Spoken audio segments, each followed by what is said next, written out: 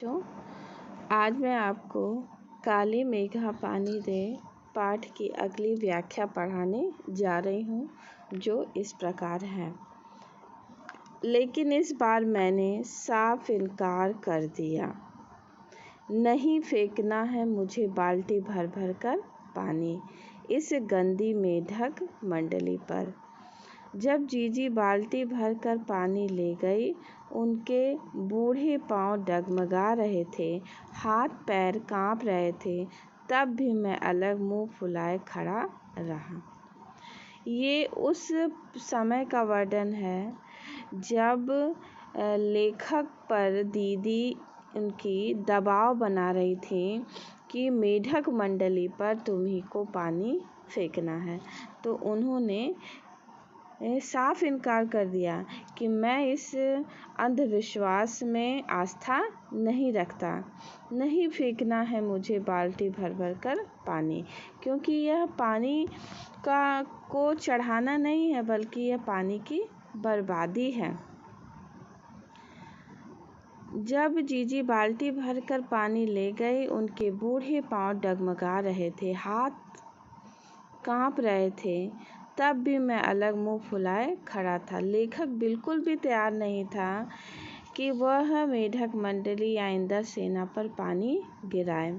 शाम को उन्होंने लड्डू मठरी खाने को दिए तो मैंने उन्हें हाथ से अलग खिसका दिया।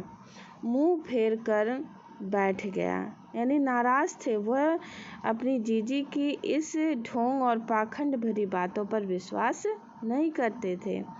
जीजी से बोला भी नहीं। पहले वे भी तमतमाए, लेकिन ज़्यादा देर तक उनसे गुस्सा नहीं रहा गया। पास आकर मेरा सर अपनी गोद में लेकर बोली, देख भैया रूठ मत।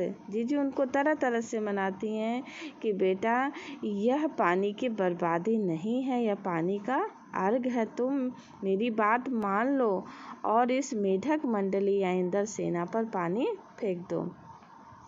मेरी बात सुन, यह सब अंधविश्वास नहीं है। हम इन्हें पानी नहीं देंगे तो इंद्र भगवान हमें पानी कहाँ से देंगे। वो कहती हैं कि अगर हमें किसी से कुछ लेना है तो उसके बदले हमें उनको कुछ देना होता है। मैं कुछ नहीं बोली। फिर जीजी बोली, तू इसे पानी की बर्बादी समझता है, पर यह बर्बादी नहीं है, यह पानी का अर्घ चढ़ाते हैं। जैसे हम लोग सुबह सूरज भगवान को जल देते हैं, जल चढ़ाते हैं, उसी तरह से यह भी पानी का अर्घ है। जो चीज़ मनुष्य पाना चाहता है उसे पहले देगा नहीं तो पाएगा कैसे। इसलिए ऋषि मुनियों ने दान को सबसे ऊंचा स्थान दिया है। यह एक तरह का दान है। जीजी लेखक को दान की महिमा के बारे में बताती हैं कि हमारे भारतवर्ष में दान का बड़ा ही महत्व है। ऋषि मुनि ने इसे बड़ा ही पुण्य काम कहा है। ऋषि मुनियों को काहे बदनाम करती हो जीजी। अब लेखक जीजी की इस बात का भी विरोध करते हैं कि तुम ऋषि मुनि को क्यों बर्बाद करती हो। क्या उन्होंने कहा था कि जब आदमी बूंद बूंद पानी को तरसे तब पानी कीचड़ में बहाओ। यानी पूरी तरह से लेखक जो हैं जीजी की इस अंधविश्वास भरी बातों का खंडन करते हैं। वो किसी भी तरह से पानी का अर्घ चढ़ाने के लिए तैयार नहीं होते हैं। कुछ देर चुप रही जीजी, फिर मठरी मेरे मुंह में डालते हुए बोली, देख बिना त्याग के दान नहीं होता। यानी जीजी जो है वो लेखक को समझाती है कि दान वही सही होता है जिसमें त्याग का भाव हो। हम अभाव में रहते हुए कुछ उसमें से अगर हम दान करते हैं तो उसका बड़ा ही पुण्य मिलता है। बच्चों, अगर हमारे पास बहुत धन संपत्ति है और उसमें से अगर हम थोड़ा किसी को दे देते हैं तो उस दान का महत्व नहीं होता। और अगर मान लीजिए हमारे पास 2 ही रोटी बची है, कोई आ गया भूखा प्यासा, उसको हम अपना पेट न भर करके उस रोटी को दूसरे को खिला देते हैं, तो उस दान का महत्व होता है, उसका पुण्य हमें मिलता है। अगर मेरे पास लाखों करोड़ों रुपए हैं और उसमें से तू 2-4 रुपए किसी को दे दे, तो यह क्या त्याग हुआ? त्याग तो वह होता है जो चीज़ तेरे पास भरी कम है, जिसकी तुझको भी ज़रूरत है, तो अपनी ज़रूरत पीछे रख कर दूसरों के कल्याण के लिए उसे दे, तो त्याग वह होता है। दान तो वह होता है, उसी का फल मिलता है। यानी इस समय सूखा पड़ा है, पानी का अभाव है, और उस अभाव में से अगर हम इंद्र भगवान को अर्घ्य के रूप में अगर जल चढ़ाते हैं, तो उस दान का बड़ा ही महत्व है। उससे इंद्र भगवान खुश होंगे और बारिश करेंगे, ऐसी आस्था और विश्वास गांव वालों की है। इसी बात को मनवाने के लिए जीजी लेखक पर दबाव बनाती है। फल वल कुछ नहीं मिलता, सब ढकोसला है। लेकिन लेखक जीजी की इस बात को जरा भी मानता नहीं है। कहता ये ढकोसला अंधविश्वास है। मैंने कहा तो, पर कहीं तेरे तर्कों का किला पस्त होने लगा था, मगर मैं भी जिद पर अड़ा था। फिर जीजी बोली, देख तू तो अभी से पढ़ लिख गया है, मैंने तो गांव के मदरसे का मुँह भी नहीं देखा। मदरसा बच्चों मुस्लिम शिक्षा का केंद्र होता है। मकतब और मदरसा, मकतब प्राथमिक शिक्षा का केंद्र है और मदरसा उच्च शिक्षा का।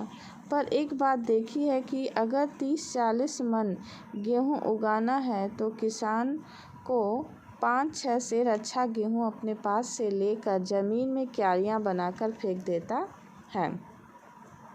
जीजी फिर लेखक को कुछ दूसरा उदाहरण देकर अपनी बात को समझाती है।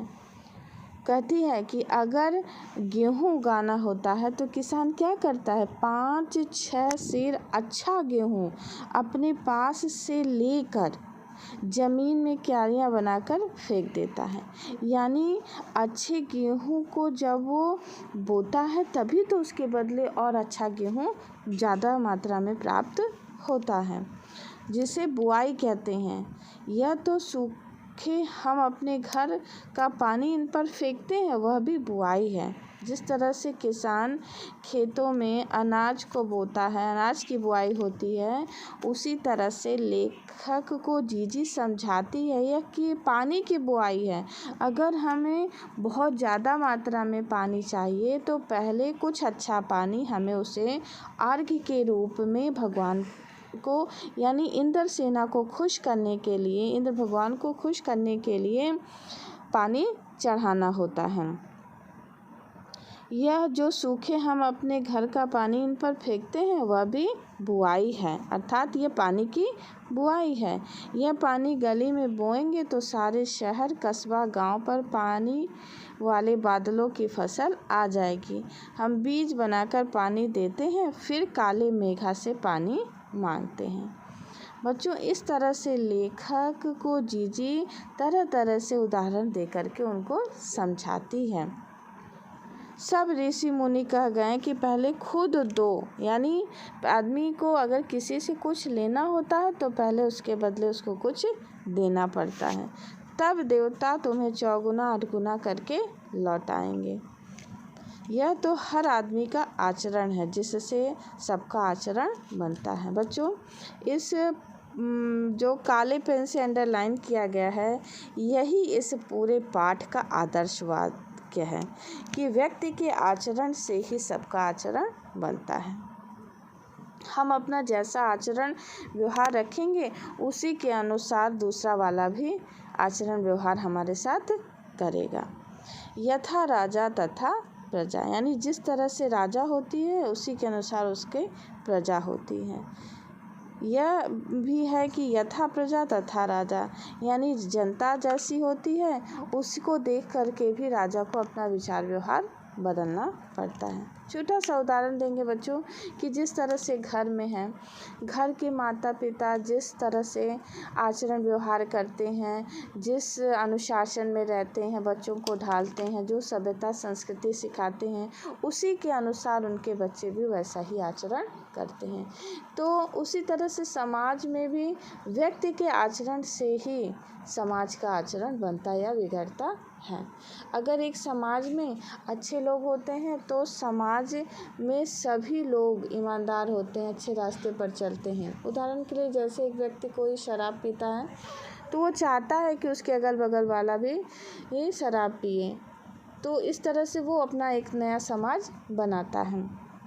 और जो व्यक्ति अच्छा होता है वो चाहता है कि हमारे आस पड़ोस के लोग भी अच्छे बने।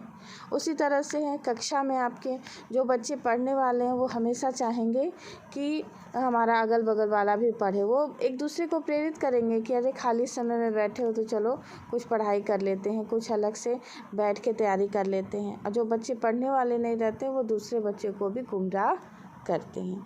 तो इस प्रकार व्यक्ति के आचरण से ही सबका आचरण बनता है, समाज का आचरण बनता है। यही तो गांधी जी महाराज कहते हैं, जीजी का एक लड़का राष्ट्रीय आंदोलन में पुलिस की लाठी खा चुका था। तब से जीजी गांधी महाराज की बात अक्सर करने लगी थी। इन बातों को आज 50 से ज़्यादा वर्ष होने को आए। अब लेखक ये पुरानी बातों को सब याद करके कहता है कि आज 50 वर्ष हो गए इन सारी बातों को, ज्यों की त्यों मन पर दर्ज है। कभी कभी कैसे कैसे संदर्भों में ये बातें मन को कचोट जाती हैं। हम आज देश के लिए करते क्या हैं। यानी लेखक कहता है कि आज इतने वर्ष बीत गए, हर व्यक्ति चाहता है कि उसको सारी सुख सुविधा सारी चीज़ें मिलें, लेकिन ज़रा सा भी वो नहीं सोचता है कि आखिर उसका क्या कर्तव्य है देश के लिए, समाज के लिए। मांगे हर क्षेत्र में बड़ी बड़ी हैं। हर व्यक्ति चाहता है कि हमको नौकरी मिल जाए, हमको रोजगार मिल जाए, हर सुविधा मिल जाए, बिजली पानी हर तरह से, पर त्याग का कहीं नाम निशान नहीं है। लेकिन व्यक्ति आज त्याग करना नहीं चाहता। त्याग करने का मतलब, अगर हम चाहते हैं कि हमें 24 घंटे बिजली मिले, पानी मिले, तो हमें पानी को, बिजली को बचा करके रखना है। हम बर्बाद करते रहें और ये कहें कि हमें पानी मिले, बिजली मिले, तो ये संभव नहीं है। अपना स्वार्थ आज एकमात्र लक्ष्य रह गया। आज 50 वर्ष बाद भी व्यक्ति स्वार्थी है, वो केवल अपने बारे में ही सोचता रहता है। हम चटकारे लेकर इसके या उसके भ्रष्टाचार की बात करते हैं, पर क्या कभी हमने जांचा है कि अपने स्तर पर, अपने दायरे में हम उसी भ्रष्टाचार के अंग तो नहीं बन गए हैं। सही बात है, हम कहते हैं कि अरे वो भ्रष्टाचारी ऐसा है वैसा है, लेकिन हर व्यक्ति आज अपने स्तर पर सोच कर देखे कि क्या वह भ्रष्टाचार में लिप्त नहीं है। अपने स्तर पर, अपने दायरे में हम उसी भ्रष्टाचार के अंग तो नहीं बन रहे। काले मेघा दल के दल उमड़ते हैं, अर्थात आज समाज की, देश की स्थिति में सुधार हुआ है। आज का जो शासक है वो हर तरह से सुख सुविधाएं जनता को देना चाहता है, लेकिन हम हर स्तर पर इतने भ्रष्टाचारी व्यक्ति बैठे हुए हैं कि सुविधाएं तो, योजनाएं तरह तरह की बनती हैं, जन कल्याण के लिए, किसानों के लिए तरह तरह की सारी सुख सुविधाएं वहाँ से आती हैं, लेकिन वो हमारी आम जनता तक पहुँच नहीं पाती। काले मेघा दल के दल उमड़ते हैं, यानी सरकार की तरफ से बहुत सारी योजनाएं बनती हैं, सुविधाएं जनता तक प्रदान की जाती हैं, पानी झमाझम बरसता है, खूब पैसा दिया जाता है, पर गगरी फूटी की फूटी रह जाती है। यानी जो आम जनता है, आम जनता तक वो सारी सुख सुविधाएं पहुंच नहीं पाती। वो जनता आज भी दुखी है, परेशान है, उस अभाव में है, क्योंकि सारी सुख सुविधाएं, वो पैसा जो जनता के लिए आता है वो उन तक पहुंच नहीं पाता। बैल प्यासे के प्यासे रह जाते हैं, यानी सामान्य जन, जो मजदूर वर्ग है, निम्न वर्ग है, वो प्यासा ही रह जाता है। आखिर कब बदलेगी यह स्थिति। लेखक इस पर बहुत चिंता व्यक्त करता है कि आखिर किस तरह यह स्थिति बदलेगी। बच्चों, इस प्रकार मैंने आपको पूरे काले मेघा पानी दे पाठ की गद्यांश की व्याख्या 3 वीडियो के रूप में आप तक प्रस्तुत कर दी। आप इसको पढ़ लीजिए, समझ लीजिए। धन्यवाद।